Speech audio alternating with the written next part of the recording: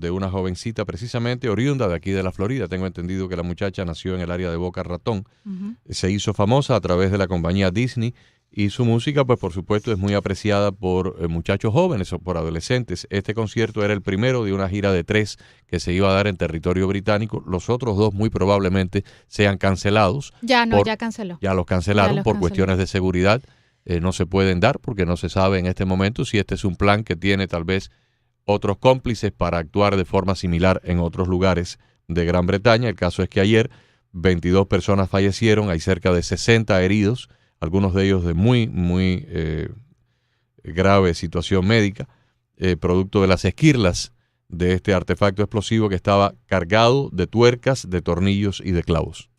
Para los que no conocen a la jovencita Ariana Grande, su público en su mayoría es preadolescente.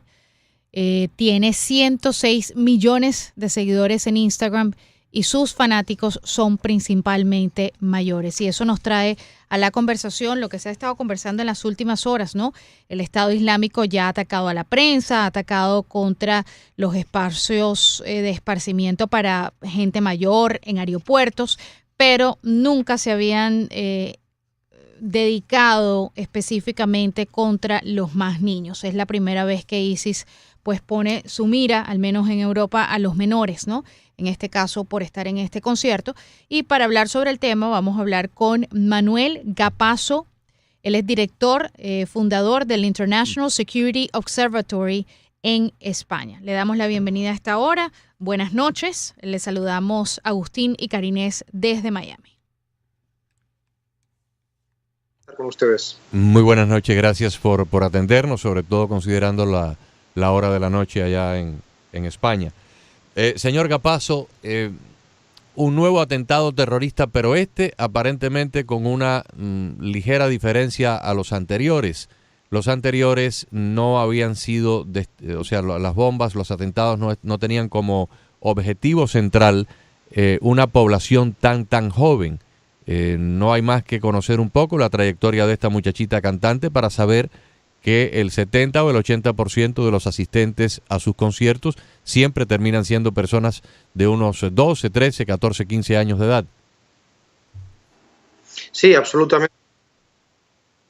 Esta vez, desgraciadamente, no podemos negar la realidad y el terrorismo de teología yihadista, en este caso aplicado por Daesh, por el mal llamado Estado Islámico, como ya han reivindicado el atentado, y va enfocado a atacar la parte de nuestra sociedad más blanda, más vulnerable, que son, como ustedes bien les decían, los jóvenes, aquellas personas de 12, 13 años que han ido a un concierto de una artista internacionalmente conocida a celebrar su juventud, a celebrar la música, y el terrorismo ha atacado justo al finalizar ese concierto, ¿no? Al finalizar esa sensación de felicidad donde ellos estaban realizando. Desgraciadamente esto ha sido así y no podemos hacer otra cosa más que condenar absolutamente el terrorismo de teología yihadista, así como cualquier otro que a día de hoy estamos enfrentando desde la sociedad internacional.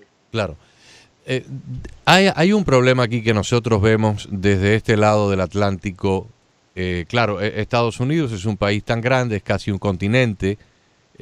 Tenemos 320, 330 millones de personas y la proporción de población musulmana aquí es mínima en comparación con algunos países de Europa occidental, donde hay personas que han llegado recientemente, pero también hay personas que vienen de segunda, tercera, cuarta generación, que han nacido en esas naciones y sin embargo no se han asimilado.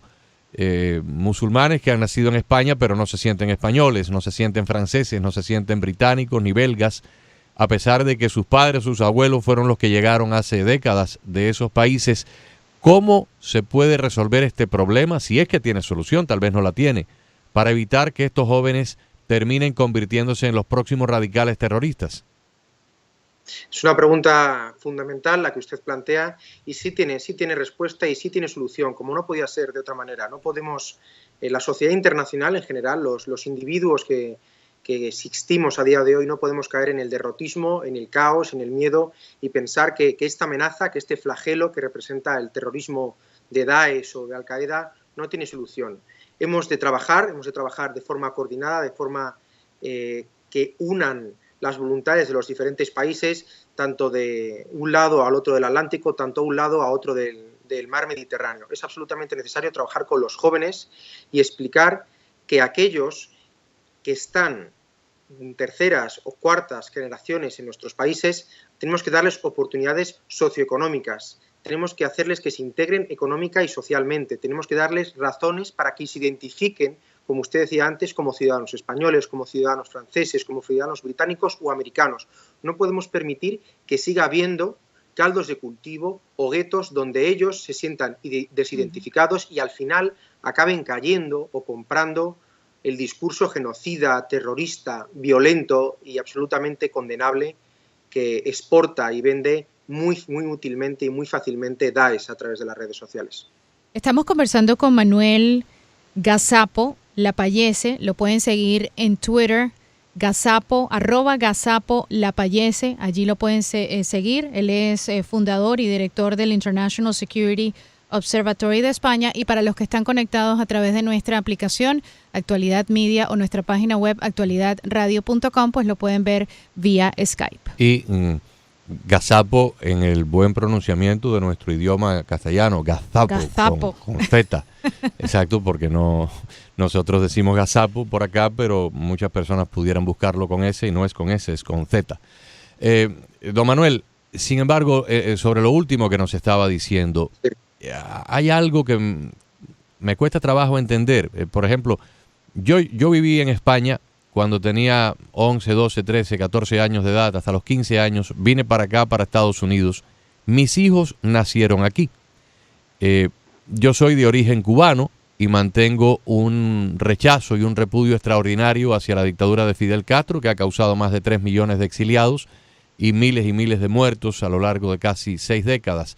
Pero mis hijos no ven ni nunca han visto un odio visceral en la familia que les produzca sentimientos homicidas hacia alguien, por ejemplo, que todavía hoy simpatice o represente a la dictadura de Castro. ¿Cómo es posible que estos jóvenes nacen de familias de padres o de abuelos que emigraron décadas atrás de países de diferentes lugares de ese mundo musulmán, pero nacieron en Gran Bretaña, nacieron en Francia, nacieron en España, en Italia, en Bélgica, en Holanda, y sin embargo sienten este odio tan acérrimo por Occidente, por nuestros valores?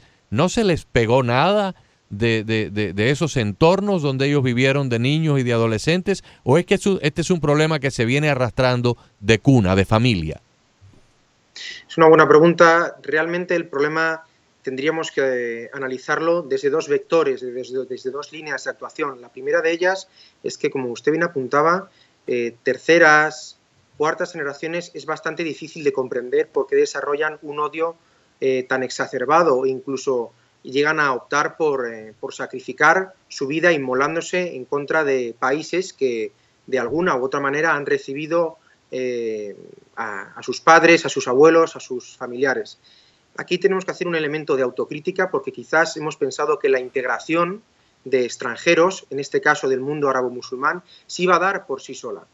Desgraciadamente no es así. La integración requiere ya no solo de fondos económicos y de atención social, sino también de una participación activa, proactiva y dialogante de la población que va a acoger a esa ciudadanía. Por un lado, quizás es un punto que tenemos que tener en cuenta. Y ahí, en Europa concretamente, como estamos viendo en determinadas zonas y guetos, los hemos dejado abandonados, hemos preferido aislar a este tipo de comunidades, y eso ha incitado, ha dado motivos a que estas personas, a que estos jóvenes al final no se sientan franceses, no se sientan británicos y opten por convertirse en terroristas. Por otro lado, la segunda variable que les anticipaba es quizás que hemos de trabajar también con aquella población árabe-musulmana que viene aquí, trabajar con esos padres y esos abuelos que ahora tienen hijos y nietos y a través de ellos inculcar unos valores realmente occidentales, valores democráticos, valores de Estado de Derecho, valores de diálogo, valores de paz, que hagan comprender que el ideal, que la narrativa que vende el terrorismo yihadista es una falacia,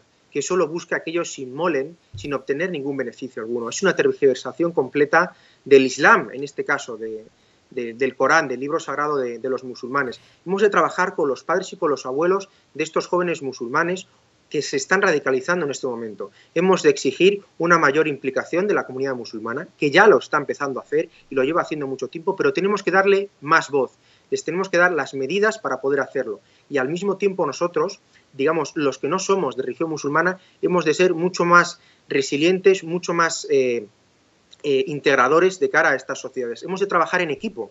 No podemos identificar o marcar diferencias entre los musulmanes y los no musulmanes. Tenemos que unir fuerzas porque la realidad nos demuestra que todos, absolutamente todos, independientemente de nuestro origen o de nuestro credo religioso, somos víctimas de este terrorismo que se hace llamar yihadista. Manuel, hace unos minutos estábamos conversando, Agustín y yo, de cómo esto crea un miedo eventualmente. Cuando ocurre en un aeropuerto, crea el miedo al viajar. Cuando ocurre un atentado como que no fue un caso terrorista, pero fue un caso de pánico que se vivió hace unos días en Times Square, donde este hombre arrolla y arrolla a un grupo de personas, crea un miedo alrededor de las personas que yo escucho que quieren viajar a Nueva York y piensan que algo así puede pasar. Pero en este caso, ya este acto terrorista busca, me parece que causar un daño psicológico en los niños, en los jóvenes. O sea, ya la figura de una jovencita tan popular como Ariana Grande va a estar de por vida conectado a un acto terrorista. ¿Cómo hacemos o qué recomiendas tú para los padres a partir de ahora? Ojalá y esto no se convierta en el modus operandi, pero ¿cómo lidiar con este miedo al terrorismo y a estos espacios que están supuestos a ser utilizados para entretenimiento? Bien, en primer lugar, lo que tendríamos que advertir es que ningún ciudadano, independientemente de su nacionalidad, debe caer en el pánico, en el derrotismo, en el caos o en el miedo. Ninguno de nosotros, bajo ninguna condición, bajo ninguna situación, hemos de cambiar o alterar nuestros modos de vida, nuestros modos de actuación, nuestros modos de pensar, en tanto eso sería una victoria para los terroristas. De cara a los jóvenes, que usted preguntaba y apuntaba, hemos de transmitirles que esto que ha ocurrido es algo que nos va a acompañar durante las próximas décadas, tal y como indican bastantes grupos analistas desde España y desde la óptica internacional. Esta es una amenaza que nos va a acompañar porque está muy asentada, muy arraigada en determinadas zonas del planeta. A estos jóvenes, que probablemente ahora mismo estén en estado de shock, o como no podía ser de otra manera, nosotros, desde la sociedad civil, desde las autoridades, de los fuerzas y cuerpos de seguridad del Estado, desde los medios de comunicación, hemos de transmitirles cautela, hemos de explicarles la amenaza, pero no hacerles vivir aterrorizados. Debemos de invitarles a vivir precavidos, proactivos, y entender que cuando estén en clase, cuando estén en el instituto, cuando estén en el college o en la university, no tienen que temer a que haya un compañero que se llame Muhammad, Abdelaziz o Saiza. Tenemos que transmitirles que esas personas, que esos compañeros que van a tener de origen árabe-musulmán no son potenciales terroristas bajo ninguna circunstancia. Hemos de quitarles esa sensación de miedo, porque si en nuestros jóvenes, si a nuestras futuras generaciones permitimos que el miedo terrorista se inserte en sus mentes, ya desde un primer momento su potencial de libertad se verá coartado para el final de sus vidas. Y no podemos permitir eso. Manuel, ¿cuán peligroso o cuán grave es el fenómeno de las mezquitas? Se ha oído decir mucho por acá que en algunos lugares de Europa Occidental el adoctrinamiento procede de las mezquitas. Tengo entendido que recientemente los británicos procesaron criminalmente a un clérigo musulmán que desde su templo arengaba de una manera incitando a la violencia, incitando a sus feligreses a convertirse en guerreros de la yihad, de la guerra santa. Este fenómeno de las mezquitas, ¿cuán rampante es o son casos aislados? Ciertamente, mezquitas en este caso pueden ser y siguen siendo focos de radicalización. Determinadas mezquitas, evidentemente, hay que acotar. No podemos caer en el discurso fácil de pensar de que cualquier mezquita o cualquier centro de cultural islámico puede ser un centro potencial de potenciales terroristas, un centro de formación de esbirros del Daesh o de Al-Qaeda. Sin lugar a dudas, eso no podemos caer en ese discurso. Ahora bien, lo que ustedes apuntan es cierto, hay determinadas mezquitas que están siendo utilizadas como elementos o puntos de captación, puntos de radicalización, a través de los cuales exportar la propaganda de estos grupos terroristas, aunque estas mezquitas son una minoría dentro del número global existente, al menos aquí en Europa. Es importante apuntar que la labor desde el punto de vista de la radicalización por parte de las mezquitas ha ido reduciendo su peso, en tanto las redes sociales cada vez se han convertido más en un campo de adoctrinamiento y propaganda. Es decir, hay un mayor protagonismo por parte de Internet, por parte de las redes sociales en ese tipo de captación, lo cual ha hecho perder importancia a las mezquitas. No quiere decir en absoluto que dejen de ser un punto crítico que habrá que vigilar y sobre todo atender quién financia ese tipo de mezquitas y qué tipo de Islam promulga. Respecto al tema de Londres, es interesante apuntar que Londres desde los años 80, 90 y 2000 ha sido un foco donde se utilizaban mucho, los imanes radicales huían para Londres y para Reino Unido para refugiarse y desde allí plantear su discurso genocida, su discurso violento, y esto ha llevado a que en muchas ocasiones se tuvieran que cerrar mezquitas en Londres. Esto nos lleva a plantearnos por qué hemos dejado entrar a determinados imanes si sabíamos que no eran gente que fuera a favorecer un diálogo multicultural, una integración entre individuos, sino todo lo contrario. Ese es un problema que tendremos que tratar, tendremos que reflexionar y tendremos que hacer, cómo no, autocrítica. Muy bien. Le agradecemos muchísimo la atención que nos ha dedicado esta noche para usted, esta tarde para nosotros acá de este lado del Atlántico, y esperamos volver a conversar pronto, ojalá que en circunstancias muy diferentes y mucho mejores. Será un placer, siempre es un placer atenderles. Muchísimas gracias por su atención. Gracias. Muchísimas gracias. Estamos conversando con Manuel Gazapo Lapallese. Él es director, fundador del International Security Observatory y nos atendía a esta hora desde España y también vía Skype para todas las personas que están sintonizadas en nuestra página web www.actualidadradio.com.